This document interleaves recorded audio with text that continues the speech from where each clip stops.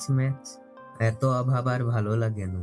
আয় বাবা তুই আমার সাথে, যেদিকে দু চোখ যায় সেদিকেই দুই বাপ বেটা চলে যাব। বাবা বাবা, আমার খুব খিদে লেগেছে। দুদিন ধরে তো বাড়িতে কিছুই খাইনি। কাজ করে কোথা থেকে একটু খাবারও আনো না। এত দূর হাঁটিয়ে আনলে, এমনিতে আরো খিদে পেয়েছিল। এখন তো খিদে দ্বিগুণ হয়ে গিয়েছে। পেটে চুচোই টন দিচ্ছে। যেখান থেকে পারো আমাকে খাবার এনে দাও। আরে বাবা, তুই দেখলি তো, তোর মা খাবারের জন্যই আমাদের বাড়ি থেকে বের করে দিল। এখন তুই খাবারের জন্য ঘ্যান ঘ্যান করিস না তো। এই ঘন জঙ্গলের ভিতর তোকে কোথা থেকে খাবার এনে দেবো এখন? চুপ করে থাক, আশেপাশে খুঁজে দেখি কিছু পাওয়া যায় কিনা।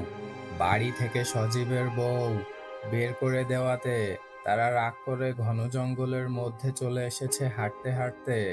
এখন তার ছেলে খিদেতে কাতরাচ্ছে, কোথায় যাবে তারাও জানে না। তারা এদিক ওদিক হাঁটতে লাগলো।